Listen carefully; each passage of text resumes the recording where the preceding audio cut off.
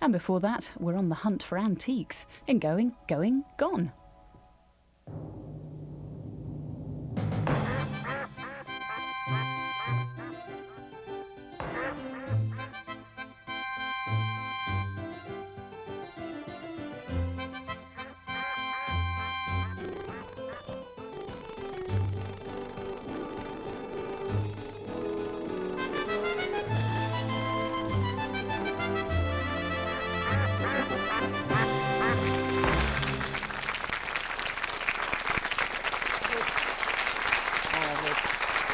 Marvellous. Hello again and welcome to Going, Going, Gone, where we visit the auction houses of Britain and invite our contestants and you at home to price a whole range of antiques and collectibles. You'll be helped or you'll be hindered by our team, who will offer 3 different descriptions and 3 different values. Only one will be correct and you'll soon know who's telling the truth when we return to the auction houses to watch the lot in question come under the hammer to those immortal words, Going, Going, Gone. So let's meet the team that holds, as always, the key to fake or fortune. Gilly Goulden. There's none more discerning when it comes to wine, but will we be able to discern if she is speaking the truth here today? We're delighted also to have with us Lisa Goddard, actress Lisa Goddard, who is also a collector. You collect, is it cigarette cars as well, Lisa? Well, cigarette cars of deerhounds. That's all, no other dogs, just deerhounds. Why is that particularly? Because I have a deerhound and they're quite exceptional. So is that a large collection or a small collection you have? Well, it's not huge, but I've framed a few of them and they're in the loo, which gives people something to look at. Deerhounds in the loo at your residence? Yeah. Indeed. Yes. Well, that's an interesting collection. And the picture of elegance today. The man with all the knowledge when it comes to antiques and some fine jackets as well. It's Eric Knowles, and that makes up our team, ladies and gentlemen. Very bright, Eric. Thank you, Darren. Very bright indeed. Thank you. And we welcome today Julie Glover, who's from Bicester. That's in Oxfordshire, of course. And you're from America originally, aren't you? I am, yes. Whereabouts originally? Minnesota. And what is it you collect, Julie? I collect Kemperware, which is a French faience pottery. Is it? And is it difficult to get hold of these days? It's not very collected in Britain, so you do sort of come across it occasionally. But in America, it's incredibly popular. And you're hoping it's not really going to catch on? No, because yes. Everyone will be at it, won't they? I don't want the prices to go up. Indeed. We're also welcoming today Tim Stannard. Tim, you are in the Guinness Book of Records, aren't you? Yes, I am. For collecting what? Beer mats. And how many of those have you got? I've got over 70,000 different British ones, which gets me in the Guinness Book of Records. But in my loft, I have a total of about 500,000, roughly. Wow, 500,000 beer mats? Yeah, 500,000. You've drunk a few over the years, haven't you? I certainly have, and I do like my beer, yes, I have to say that. There are our contestants, Julie and Tim.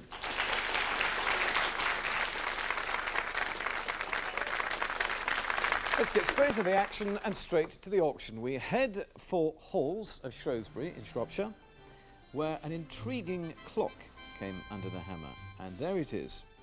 It has, as you can see at the top there, an array of bells. And listen to that. There we hear the chimes. Gilly, that is a very complicated looking piece to me, with lots of bells on it. Was it expensive? It was a real beaut, that's for sure, and it was pretty expensive. 5,800 is what it made on the day. Now, it's a mid-19th century skeleton clock, and you can see why it's called a skeleton clock, because it has very much a sort of skeleton of the works inside. And Victorians were completely fascinated to see the insides of things. They wanted to see the insides of machines. They wanted to see the insides of bodies. And they also wanted to see the insides of clocks. And the English, because of this fascination, produced 10 times more of this type of clock than the whole of the rest of the world put together. Now, some of them were based on famous buildings. You could have Westminster Abbey, you could have St. Paul's, but this is just a sort of rather beautiful, monumental skeletal clock at £5,800. Famous skeleton clocks at £5,800. Lisa, is it anything like that, and what did it make? It made a bit more than that. It made actually 6,600.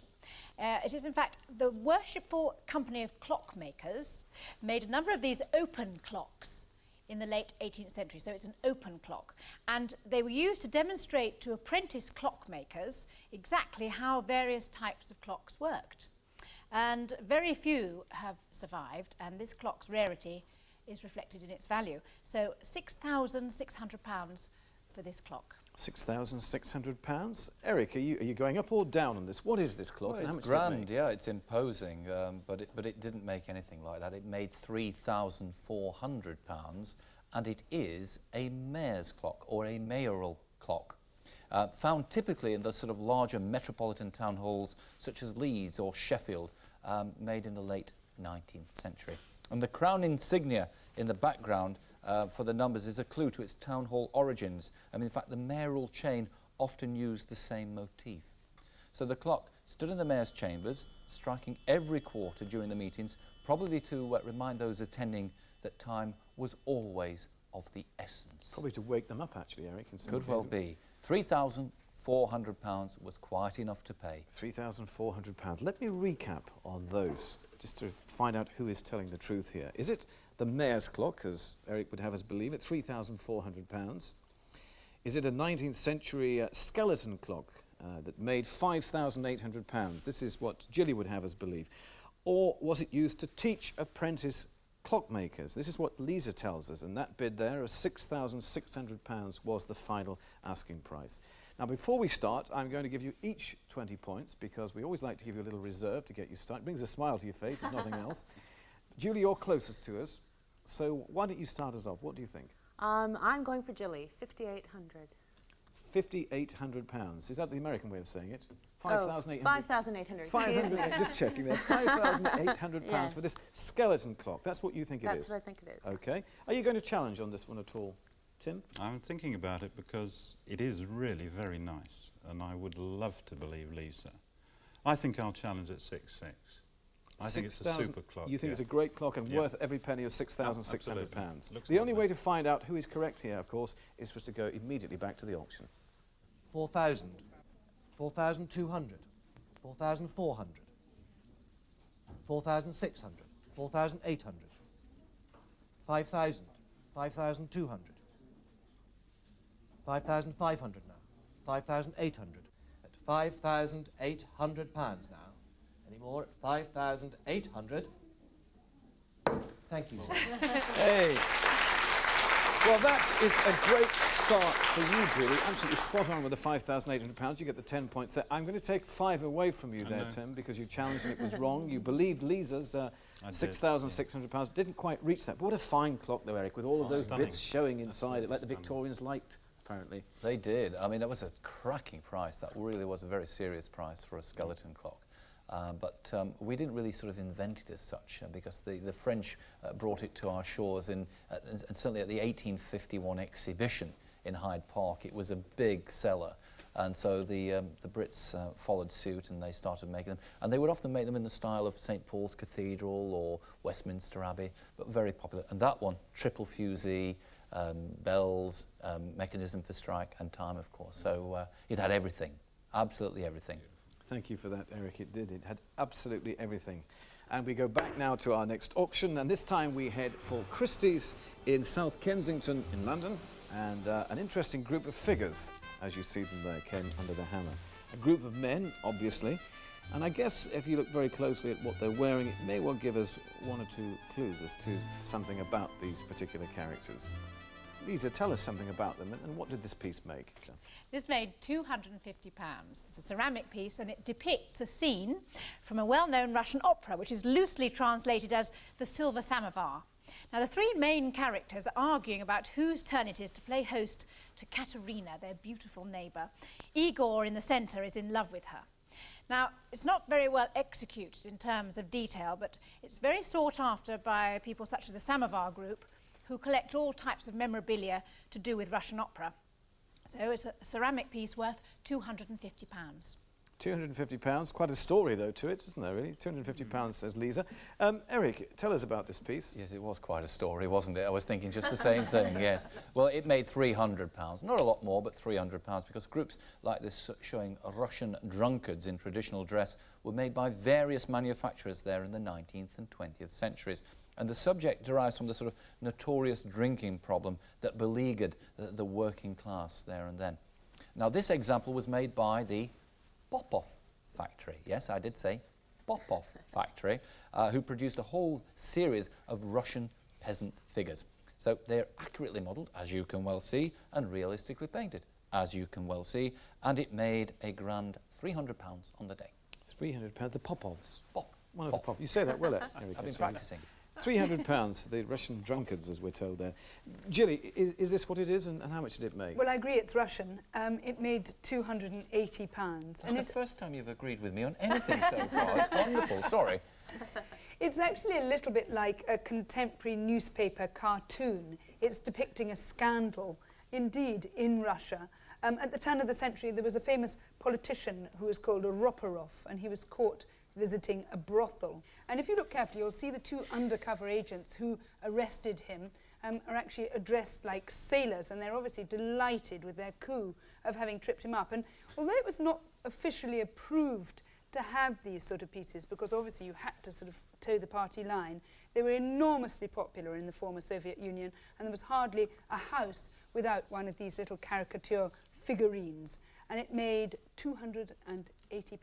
So a bit of a scandal, £280. Let me recap on those for you. Is it a scene, then, from a Russian opera making £250? That's what Lisa would have us believe. Or does it celebrate a little scandal there? And did it make £280, as Gilly has been telling us? Or are these drunkards from the Popov factory that Eric tells us about worth £300 and, in fact, reaching £300 on the day? Now, Tim, this is it is, isn't it? It is. It's a difficult one, isn't it? What are you going to do here? Well, I believed Lisa last time. I don't think I believe her this time. I think so she's out of the some equation. of ours sounds too much like something on one of my beer mats, I'm afraid. Right. And as for Popov factory, I don't know about that, but a Roporov, I honestly don't know, but I'm very tempted with Eric's explanation at 300. You're going to go for I'm going to go for Eric. You've been confused, but you're going for Yes, Eric. I'm confused, but I'll go for Eric. If confused, go for Eric. Seek the professional advice every time. OK, are you going to challenge on this, Julie? I'm afraid I'm not. I think Eric is the man. Eric is the man in question for this one. £300 for the Popov factory, these little characters. Let's go back to the auctions and find out. Well, 287 being shown and £200 is offered on this lot. At 200 I'm bid going on, and 20, 50, 280, £300. At £300, any advance on this one? At £300, selling it now then at 300. Any advance at 300 at £300. Any more? Well, Yeah, you were confused, but you got there in the end. Very wise to agree with Eric with the £300.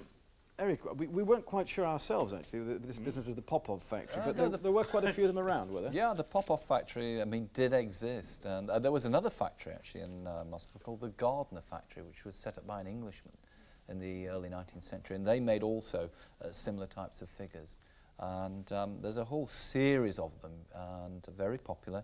Anything, actually, pre-revolution is, very, very desirable today, including drunks.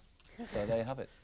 Well, thank you for that, Eric. Let's see how the scores stand at the moment. We have Julie on 30, and we now have Tim on 25. So he's coming back up there again.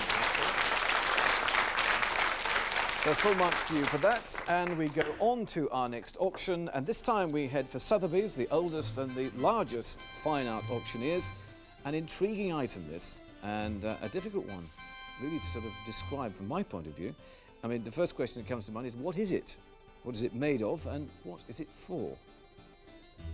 How about that? Eric, I think you can tell us, can you not? Of course I can. Tell you every time. I can tell you it's delightful, but £600 is enough to pay for a fine, late Art Nouveau bottle designed for liquid smelling salts. It's sort of disguised as a scent spray, and it dates from the Edwardian era.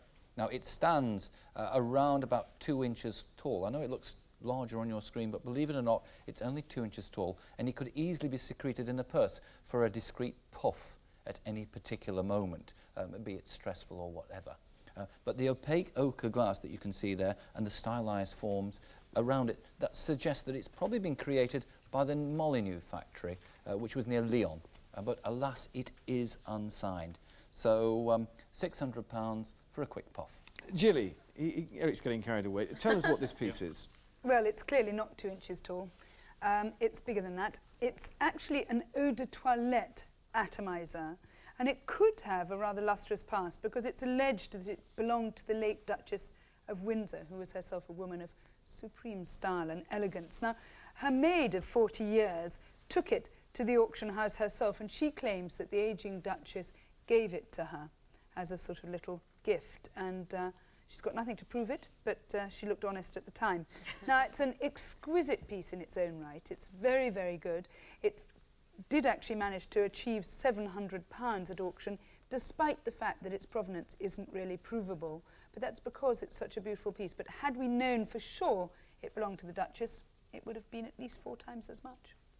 But we're happy with £700 at this stage, aren't we? Lisa, tell us about this piece, will you? What did it make on the day? This piece made £750 on the day, and it's a piece which dates from 1900. It was originally a flower vase, a solifleur, which of course means for a single flower, and it's been converted into an atomizer. It's made of cameo glass, coloured layers of glass, one on top of the other, which are carved through into a design. And the piece was made by Émile Gallet, and his work is highly collectible, and these particular colours are very favoured by the Japanese, who are obviously buying them in huge amounts. So it's a flower vase atomizer at £750. Thank you very much indeed for that. Let me recap on those descriptions. Is it the Art Nouveau bottle of smelling salts that Eric would have us believe it's £600? Or is it a scent spray owned perhaps, we don't sure for this, by the Duchess of Windsor, which made £700? That's what Gilly would have us believe. Or is it a vase that's been turned into an atomizer and is Lisa's bid of £750, the final asking price? Now, Julie, what do you think? Difficult one, this, isn't it? It is a bit, yes. I'm going for Lisa. You think Lisa's bid £750? Yep. Yeah, the fact that it's been turned into an atomizer doesn't bother you at all? Well, it does slightly, but I think it is cameo glass. Okay, so you're pretty sure about that. Are you going to challenge on this one, Tim? No, I'm not. I thought that the Art Nouveau was nice from Eric, but I can't imagine that as 2 inches high, nice as it is. And as for the Duchess of Windsor, it doesn't sort of gel. I'm afraid I must agree. I think it's the vase. Okay, so you're not challenging. Well, the only way to find out, let's get back to the auction and see what happened that day. Got 467 at £600, 620, 650, 680, 700. At £700, but still here at 700. At £700, all done at 700, 720, 750. At £750 now, still against you, I'm afraid, at £750. I have to say, hold on. We have a couple of experts here today. £750, absolutely spot on. You get the 10 points for that. And, of course, you didn't challenge, so nothing at stake for you there on that one, Tim. It intrigued me, Eric, the fact that this piece was still that valuable, even though it had, in fact, been made out of 2 pieces. Well, that's true. It intrigued me. I was convinced the auctioneer had a train to catch. I don't know about you. It's so quick, wasn't it? But, yes, it was a solifleur that had been converted. It was something that happened all the time at the turn of the century. But Émile Gallet died in 1904, and for a 3-year period they used to put a little star above his mark on his glassware. So if you get a piece of Gallet with that little star carved in cameo, you know it's between 1904 and 1907. But industrially produced, it wasn't made by Gallet himself. Gallet had lots and lots of workers making that sort of work for him. But still a nice object, and the Japanese love them. They certainly do. Let's move on to our next auction. This time we head for the Worcester Racecourse, which is where Andrew Grant has his auctions. And an unusual dish there came into the hammer, very brightly coloured, as you can see, and accompanied by a couple of pieces of paper, almost letters of some description. And the most important thing is, what are those little depressions around the outside? Are they significant? I wonder if they are. Well, Gilly, are they significant? What did this piece make? They are significant, but isn't it a beautiful piece? It really is quite lovely, and it made £800. It's actually an exquisite hand-painted French platter for serving snails, and there's little indentations. You'd put the little snails in there, and they were often had quite a lot of sort of the liquid in which they were cooked surrounding them, and so it caught that. And then they'd be taken out, and the snail itself would have a special fork to remove it from the shell. But it's a very French dish. It belonged to a famous aristocratic family. The Château de Sonville was their name. And it would have been just one of 24. The reason I mention their name, actually, you see those funny little scraps of paper by the side? That authenticates its provenance. There you have it, one of 24. This one alone, I'd love to have had all 24, fetched £800, but it's exquisite. Exquisite indeed. £800, you say. Lisa, are you going to tell us something about this dish? What did it make? It made 1,400. And I agree, it's exquisite, and it's, the little indentations are, in fact, because it's a Minton oyster dish that dates from around 1860, and it's decorated with Neptune and other gods. Now, the dish was hand-painted by the Frenchman Émile Lessor, whose talent was recognised in his own lifetime, and he was wooed away from Minton by their competitors, Messrs Wedgwood. And although it's unsigned, and the accompanying letter, which you see there, is its provenance, and it helps increase the value, obviously. So it's a Minton dish worth £1,400. Quite a history, £1,400. Eric, shed some light on this piece, will you? Well, I mean, it's obvious listening to Gilly. She's worked with Michael Barry for far too long. That, I mean, eulogising, I was sort of about the juices coming out, a little bit of garlic here, sprinkle a little bit of salt and pepper. And Lisa, well, she's on the right track. It is Victorian, but it made £500. And the Victorians were great travellers, and they brought back strange new fruits from faraway lands, as the letter that accompanies the dish actually describes. Now, this highly decorative dish was made as a dessert dish for a whole series of specialised ceramics around the mid-19th century. There was a whole range of this type of ceramics being made to eat exotic fruits from. These were new fruits, they needed new tablewares. Now, the shallow depressions that you see there would have held the sort of juicy pips of pomegranates, or perhaps slivers of mango or papaya. So it's a dish, it's Victorian, but believe me, it's only worth £500. Believe me. Those immortal words, Eric. £500, says Eric. Now, who is telling the truth here? Is it a Victorian dish for the exotic fruits? Believe me, Eric. £500. Or a French platter for serving snails, which made £800, which is what Gilly tells us it is. Or is it an 1860s oyster dish, and is Lisa's bid of £1,400, the final asking price on the day? That's what it reached. Now, you have to decide this time, Tim. I know. I'm totally confused. Absolutely confused. Have you ever seen anything like it? I have not seen anything like it. I love snails and I love oysters. And What about I've never fruit? seen an oyster dish or a snail dish like that. I would also say there's only 4 holes, and if I was eating snails, I wouldn't want 4 snails. I want a dozen. A collection. Absolutely, yes. Not 500,000, just 4. What do you think, then? I don't know. I'm totally confused. I like the oyster thing, but I don't like the letters. I'm going to go quite against the head, I think, for £500, and I'm going to go for Eric. You think Eric's bid of £500, the Believe Me bid of £500 is the one you're going for. Are you going Most to challenge sincere. Julie on this? I am, I'm afraid. I'm going for Lisa. 1,400, or 1,400, shall I say. £1,400. This is the oyster dish, as far as That's you're right, concerned. Okay, let's find out what happened on the day at the auction. Lot 42, £500. At 500, 600, 700, £800. At 800, 900, 1,000, 1,100, 1,200, 1,300. At £1,300, at 1,300, 1,400, at £1,400, at £1,400, you're all out in the room, at £1,400, at £1,400, selling at £1,400. Julie, you're having a good day here, I aren't am, you? I'm Because you afraid, challenged that. yes. I'm going to give you the 5 points for Thank correct challenge. Nothing for you on that one, No. Tim. You did say you were confused. I was. I And, still am. You went for the you went for the honest Eric again over here. But Eric, the oyster dishes like this, are they fairly rare? Well, to find anything by Émile Lessor at Minton is rare, because he was only there for 1 year. He was there in 1858, before he was wooed away by Messrs Wedgwood, as Lisa told us. But the actual piece itself was in what was then termed the sort of the Palissy style, based on the wares by Bernard Palissy, 16th century French potter. Later they became known as Majolica wares. So very much in demand in the United States of America. So you had an unfair advantage there. I didn't, though. Right, well, I'll tell you what we will She do did, at this she did stage. really. We can look at the scores and see how we stand as we go into our final round. Well, Julie is on 45 and Tim has 25. Now, in our final round, you will be bidding against each other for a particular piece, and you'll use all of the knowledge that you've gained from those previous auctions. And the piece in question is an interesting piece from the Canterbury Auction Galleries, which were founded in 1911. There we can see it from the outside.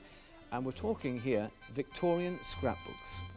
Now, there are two Victorian scrapbooks, circa 1860, gilt and blind tool bindings, and belonged to Elizabeth L. Heron and contained a whole collection of watercolours, pressed flowers, Christmas, birthday cards, Valentine cards, that kind of thing. Really nice pieces, those. Eric, when bidding for something like this, what do you have to bear in mind?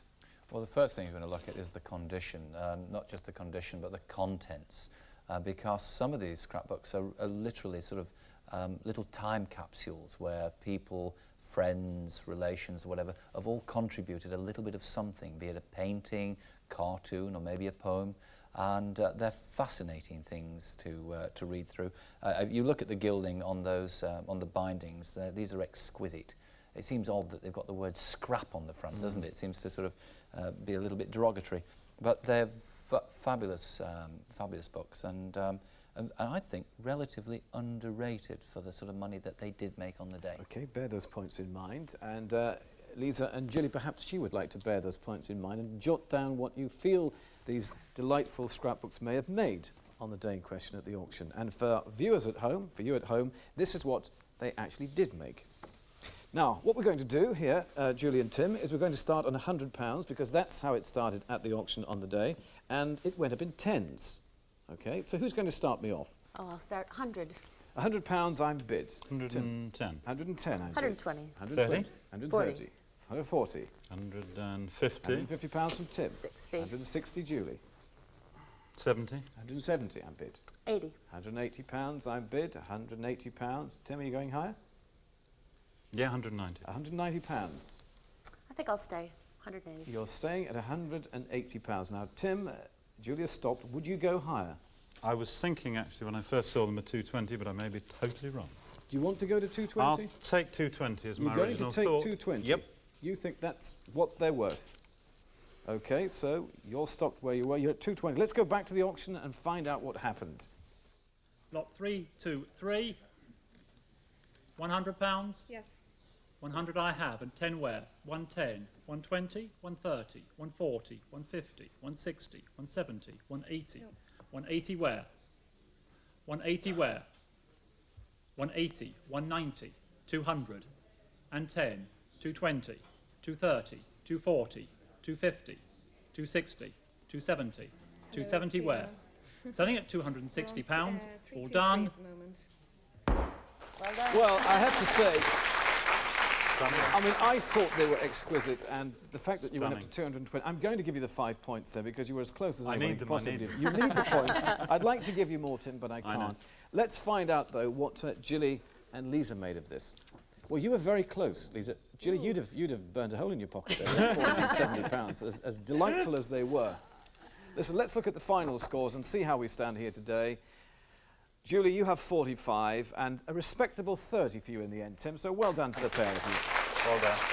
You got yours. A very interesting contest. You will receive £100 in vouchers to swell your collection of camperware, and I have this for you here as well, Tim. It's an antiques price guide to help you price up anything you need to in the future. Thanks for coming today, and thank you, of course, to our team, to Gilly, to Lisa, and to Eric, and thank you for joining us today. And always remember, it's still going till it's gone. Join us next time. More Antiques Under the Hammer tomorrow afternoon at 5:30.